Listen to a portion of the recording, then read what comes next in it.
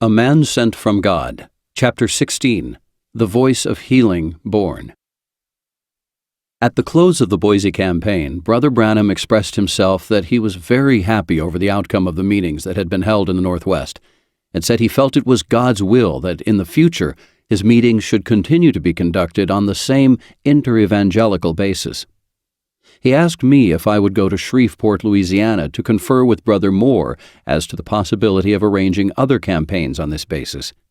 I consented to go, for I dared give no other answer to this but an affirmative. My church again was very gracious in permitting me to go. The congregation was fortunate in securing the services of evangelist Velmer Gardner during my absence, and the church moved along at high tide. Indeed, Brother Gardner was to receive a great inspiration from the campaign we later held at Eugene. Shortly after that, a new ministry of healings and miracles began to follow the campaigns held by this evangelist. Whether to leave my church permanently and follow the work that seemed providentially indicated was becoming a matter of increasing concern to me. It was not easy to make a decision to leave those loved ones, especially a church that you have seen grow from a small, struggling group to a strong and vigorous assembly. God seemed to be leading. Still, I hesitated. Finally, in prayer, God spoke directly and told me to go ahead, nothing doubting, and He would see that I should be led step by step in my part of the great work He was beginning to do over the land. Once the decision was made, I never for one moment have had reason to doubt that God led me in making it. Shortly after the first of the year, I arrived at Shreveport, Louisiana, and talked the entire situation over with my friend, Brother Jack Moore. Together with young Brown, we drove to Jeffersonville, Indiana, where Brother Branham was resting at his home for a few days. He seemed glad to see us, and we had an inspiring time of fellowship. There were some problems to be worked out. Previously, Brother Branham's meetings were being represented in a magazine edited by a good Christian brother in Texas. The problem that had arisen was this. Brother Branham realized that since the meetings in the Northwest, his campaigns had reached a scope that believers from all the various groups were now attending. Any magazine that would be used in the meetings would go into the homes of all these groups. If the campaigns were to be organized on an inter-evangelical basis, it was evident that the magazine must also be of the same character. It was therefore decided that a message should be sent to the brother mentioned above, asking him if he felt free to establish his paper on an inter-evangelical basis, and, if so, then Brother Branham would continue to use that magazine as his official publication. We parted for the evening, and all of us placed the matter definitely in the hands of the Lord. In the morning, we met Brother Branham again, and he seemed to have received a peaceful assurance. He said that he had heard from heaven that night. We carefully listened to what he told us, and in the months which followed we indeed witnessed the exact fulfillment of those words. Events now moved swiftly. The brother previously mentioned notified us that he did not feel he was in a position to make his magazine inter-evangelical, as had been suggested. Thus, the Voice of Healing was born, and it fell upon the writer to become the editor. It was agreed at the time of its inception that in its pages there would be no discussion of minor matters of doctrine that might precipitate argument and confusion among the full gospel people, but it was to proclaim the message of the Great Commission, the sounding of God's last call to the unsaved, the healing of God's people, to the end of uniting them in spirit and preparing them for Christ's coming. This policy was and is to be perpetuated forever until Jesus comes. At that time, the Voice of Healing was considered only as an organ of Brother Branham's own meetings. Later, because of his weakened condition, he was forced to leave the field for a considerable time, and in the providence of God, with Brother Branham's concurrence, the magazine then became the official organ of America's great healing ministries, though of course featuring Brother Branham's ministry. It is interesting to note that many of the dear brethren now represented in it testify to the fact that their inspiration and calling to a similar ministry had its inception while they attended some of the Branham campaigns. To God be all the glory. The Florida campaigns. Arrangements had been made for members of the Branham Party to join at Miami, Florida, for a 6-day campaign in the early part of the year of 1948. In the meantime, a strange rumor gained circulation that Brother Branham had died. It was immediately after the beginning of the new year that the rumor was first heard, and it wouldn't die down. Up and down the breadth of the land the story was told and retold. We made every effort to reassure people that the report was untrue. Still, excited persons would write, phone, and telegraph us seeking confirmation. The rumor continued to persist, with the date of the evangelist's supposed death being gradually advanced until the first issue of The Voice of Healing appeared in April 1948. It was a remarkable example of the propagating power of falsehood, and we found it impossible even to trace its source. The rumor, unlike so many, was not malicious in its character. The origin of it no doubt sprang from the fact that the continuous labors of our brother, going as he had into the long hours of the night, praying for the sick, had severely sapped his strength to the point that it was now noticeable to his audience. Nevertheless, God was not yet through with his servant. And although it was true that Brother Branham was to go through months of sore physical trial, he was destined to emerge the victor with a greater ministry than ever. In Miami, the tent had been pitched far out on the outskirts of the city. No preparation for securing united support of the churches had been made, since the campaign had been scheduled at such short notice. Most any other meeting under such circumstances would have been doomed to failure. Nevertheless, word soon got around, and the tent in a few days was filled to capacity. Many wonderful miracles took place, and the altar call on Sunday afternoon witnessed hundreds of men and women coming forward to give their lives to Christ. It was while we were in Miami that Brother Branham met the noted evangelist F. Bosworth. Brother Bosworth, back in the 1920s, held healing campaigns attended by great audiences. The largest number of people ever gathered under one roof in Ottawa, Canada, attended the Bosworth meetings there, and some 12,000 sought the Lord for salvation.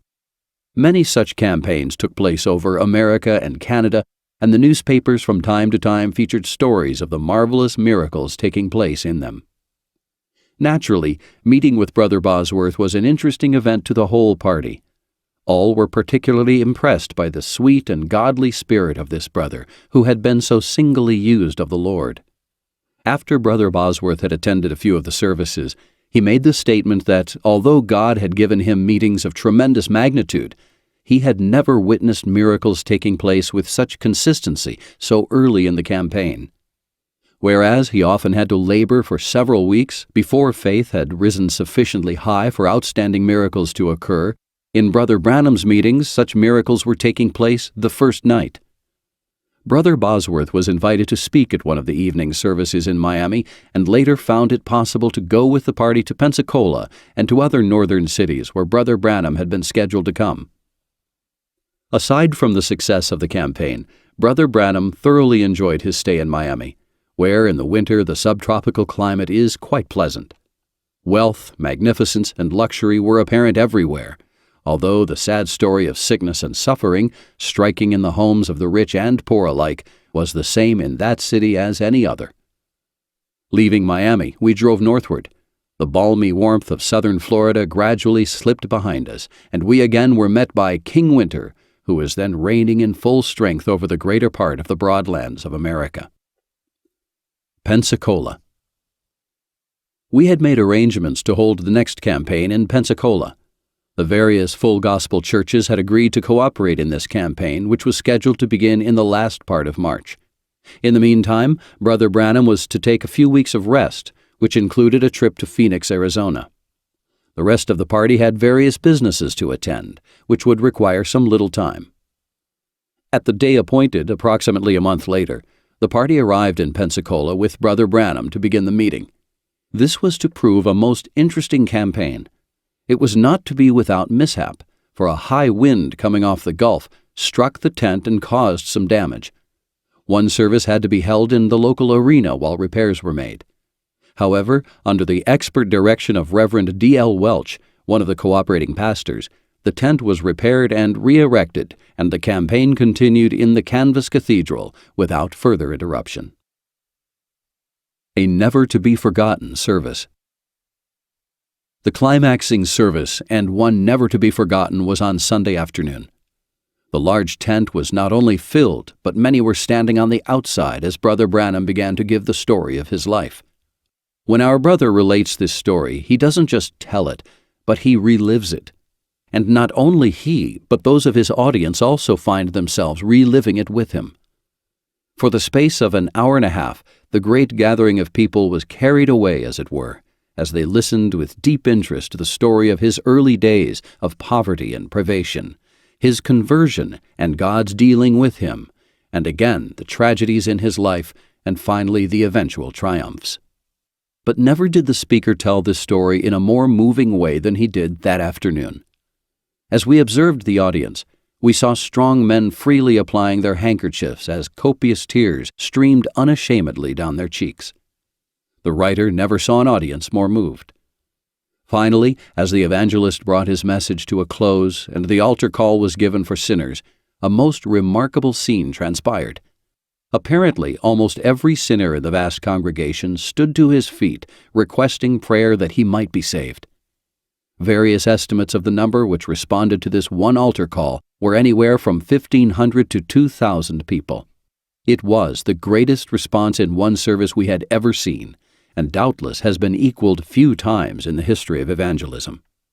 It was obvious at once that there was no place to accommodate such an enormous number of seekers, and there was nothing else to do but to let them pray where they were standing. Can anyone present that afternoon ever forget that scene? People wept as they confessed their sins and called upon God to have mercy on their souls.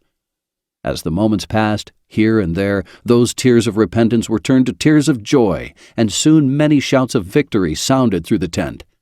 How many names were written in the Lamb's Book of Life that afternoon, only the angels of heaven know. But it must have been a great number. Proof of the tremendous work that was done in the brief campaign was afforded in the after results of the meeting. One of the cooperating pastors, a year later, told us that his church had reaped a tremendous harvest from the campaign, and other local churches had gained proportionately. We felt that one of the outstanding features of the meeting, and one that we are sure contributed in a great degree to its success, was the fact of the willingness of the various churches to cooperate, and to keep in the background doctrinal differences, which in reality were minor in comparison to the great truths that all were so fully agreed upon. A number of startling miracles took place during the brief campaign, but there is not room to describe these. However, the circumstances concerning the deliverance of a violently insane man was so remarkable that we must give space to a few of the details concerning it. As has been mentioned, because strong winds had forced lowering of the tent, one service of the campaign was held in the local arena. This insane young man had been brought from a state institution to the meeting that night to be prayed for. At the close of the service, those who had brought him tried to lead him from the building, but he refused to go. When our attention was called to this, we secured the services of a half-dozen men and took him from the building by force. So strong were the powers that possessed him that it required no little exertion to accomplish this, but at length we had him safely seated in the automobile, so we thought, and left him, supposing that there would be no further trouble. Imagine our dismay when a couple of minutes later there was heard a hoarse cry, and turning, we saw him dash from the car toward a group of women and children who were standing and talking near the door of the arena. His headlong dash occurred so suddenly and unexpectedly that we scarcely knew what to do. Fortunately, the people at the door fled in every direction before he reached them. Then furiously he turned and charged, with arms flying toward one of the members of the Branham party, who was standing by. Demons have power to break chains, and to do other superhuman feats, but fortunately they are powerless before the name of Jesus. Though struck at time after time, the brother was not harmed or even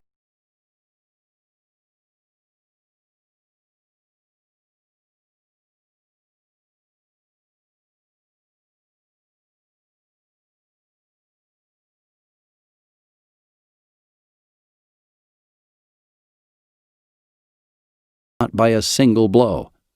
Something supernatural parried every thrust made by the demon-possessed man. How long this might have continued it is impossible to say, but just at that moment 2 policemen who happened to be in the vicinity, hearing the shouts and cries of the women, rushed up and seeing what they supposed was a common brawl, began questioning both. At this moment, however, the insane man, with fierce imprecations, charged the officers, and they soon found that they had more than their hands full. Over and over on the grass they rolled and tussled, and finally the officers had to resort to rather stern measures before they could handcuff and subdue their refractory assailant. A call to the police brought out a squad car, and finally the man was secured and taken to headquarters, where he was placed in a special cell for the night. After they drove away, we shall never forget the tears of the unfortunate man's sister, who had been responsible for bringing him to the meeting. She came and pleaded with us with anguish of soul that Brother Branham would pray for him. Of course, it was impossible for Brother Branham to respond to the multitude of calls that came daily from those who would desire him to visit sick and confined people. But so urgent and grief-stricken was the sister that finally Brother Jack Moore consented to tell Brother Branham about the case in the morning. The following morning, Brother Moore started to relate the story of the events of the previous night to Brother Branham. Then occurred that marvelous manifestation of the gift of the Spirit, by which our brother often witnesses events that take place at a distance, and even before they happen. We are indeed reminded of the exploits in Elisha's ministry, when he beheld the plans of the king of Syria even before they took place, or of Christ himself, when he saw Nathanael at a distance by other than natural sight. In this case, God had already shown Brother Branham this insane man, that he would pray for him that day, and that the man would be healed. The scene of the deliverance was identified by him in the vision by the presence of a red-appearing car and the manner of the clothing worn by the man who would be delivered. Arrangements were then sought with the Pensacola police for the release of the young man. But they, remembering the trouble that they had had the night before, perhaps could be pardoned for their refusal to let him go unless he were taken outside of the city limits and never returned.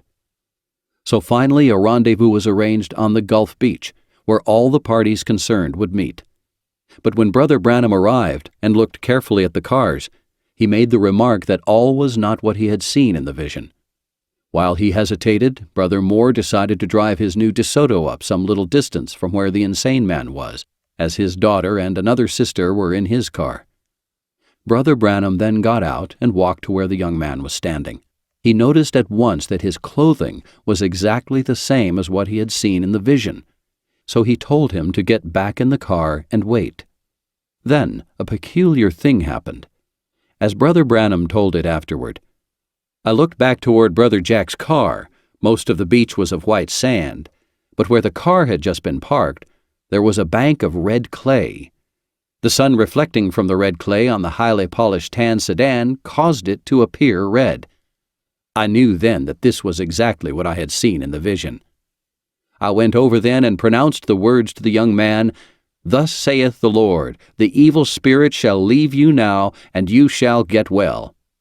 Instantly the young man was delivered and entered into a normal conversation." This was an impressive testimony to the police officers of Pensacola, as they realized that God had done something wonderful in their midst. It caused many to praise God for this manifestation of His compassion for the man whom Satan had so cruelly bound. Some months later, the young man who had been delivered sent in his testimony, and it appeared in an issue of The Voice of Healing in July 1948. His testimony reads as follows: "When I was 2 years old, I had polio. My parents carried me to many different doctors. I spent some time in crippled children's hospitals. All of them did no good. I got worse all the time. Finally, my condition was so bad that I became insane. I had been in the state institution nearly 7 months when my people heard about Brother Branham's healing service in Pensacola. I was carried over there, and that night I was put in jail because the Lord wasn't through with me. He used me as an example to show the people that He has more power than the devil. When my sister came to see me the next morning, I was perfectly contented because God had shown Brother Branham that He had healed my body. I am now 25 years old and have a good job. Thank God for His healing power." T.C., Sopchoppy, Florida.